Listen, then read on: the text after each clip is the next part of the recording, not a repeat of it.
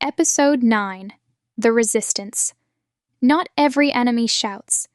Every step forward awakens something resistant. Sometimes it's loud, other times it hides behind politeness, behind silence, behind systems designed to keep the peace. First, Leo noticed it first in the emails. A project reassigned without warning. A meeting moved without him invited. No confrontation, no open scolding, just erasure. Not everyone will fight you to your face, Bennett once said. Some will simply try to make you disappear. Leo stayed calm, observant, because sometimes resistance looks like nothing, but it's there. But it feels like everything. Part 2, The Wall That Smiles.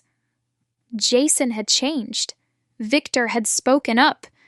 But then came Marla. Quiet, professional, respected, and completely unreadable. She called Leo into a side meeting. "I admire your courage," she said, smiling, "but you're starting to disrupt productivity." Leo replied, "If productivity depends on silence, maybe it's time we define what we're really building." Marla didn't react, just nodded. "You've made your point. Now be careful not to overplay your hand." Leo realized San resistance doesn't need to raise a sword. It just waits for you to burn out. Part 3, The Parable of Distance. That night, Leo walked the long way home, thinking, breathing. He passed a bookstore window and saw a faded line in calligraphy. "Hos viên thiên lý năng tương ngộ, vô duyên đối diện bất tương phùng."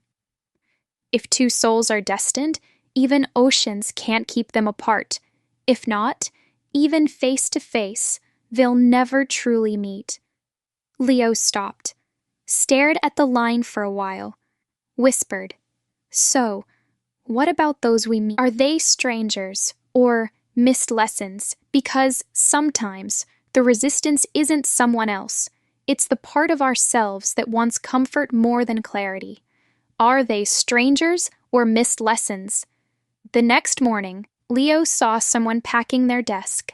It was Jonas, a junior dev, quiet, honest, always stayed late. "Leaving?" Leo asked. "Not fired," Jonas nodded.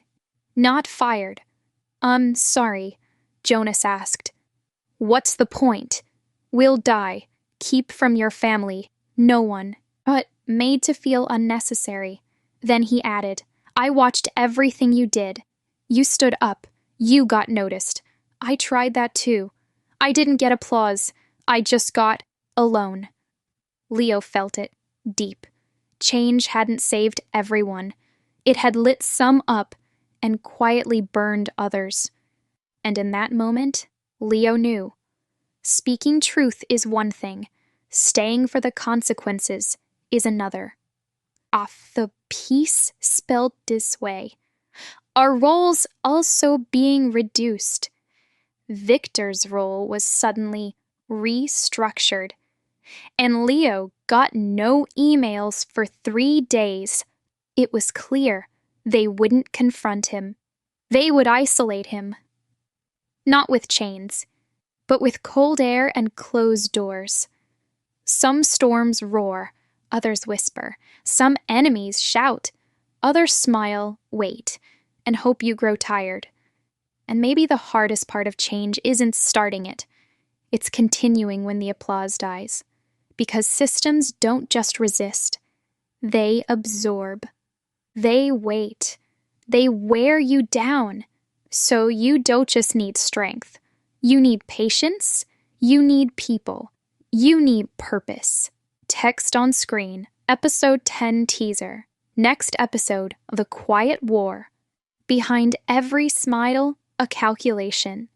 Behind every polite phrase, a wall.